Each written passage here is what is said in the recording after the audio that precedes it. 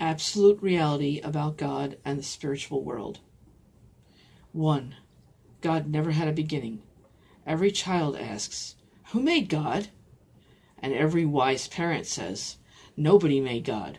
God simply is and always was. No beginning." 2. God will never end. He did not come into being, and he cannot go out of being, because he is being. 3. God is an absolute reality. There is no reality before him. There is no reality outside of him unless he wills it and makes or allows it. He is all that was or is eternally. No time, no space, no matter, not even emptiness. Only God. 4. God is utterly independent. He depends on nothing to bring him into being, or support him, or counsel him, or make him what he is. 5. Everything that is not God depends totally on God. The entire universe is utterly secondary. It came into being by God and stays in being moment by moment on God's decision to keep it in being. 6. All the universe is by comparison to God as nothing. Contingent, dependent reality is to absolute, independent reality as a shadow to substance, as an echo to a thunderclap.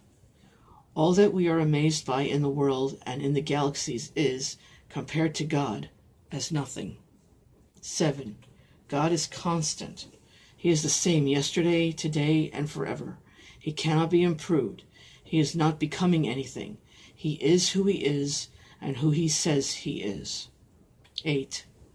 God is the absolute standard of love, judgment, truth, goodness, and beauty. There is no law book to which he looks to know what is right, for he is the absolute law. No almanac to establish facts. No guild to determine what is excellent or beautiful. He himself is the standard of what is right, wrong, what is true, and what is beautiful or ugly. 9.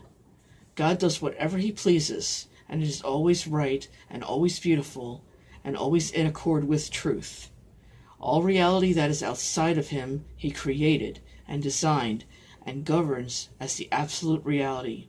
He is utterly free from any constraints that don't originate from the counsel of his own will. 10. God is the most important and most valuable reality and person in the universe. He is more worthy of interest and attention and admiration and enjoyment than all other realities, including the entire universe. 11. The Bible, a God-breathed gift to humans, clearly espouses the absolute truth in terms of absolute reality versus our fabricated fiction, Psalm 119, verse 163, and that we can in fact know the difference, Proverbs 13, verse 5, Ephesians 4, verse 25, if we so desire. 12. The Bible speaks of the absolute reality of hell in the same terms as the absolute reality of heaven. Revelation 20, verses 14 to 15, chapter 21, verses 1 and 2. In fact, Jesus spent more time warning people about the dangers of hell than he did in comforting them with the hope of heaven.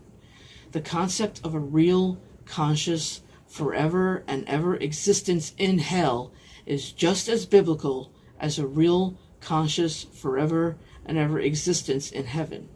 Trying to separate them is simply not possible from a biblical standpoint.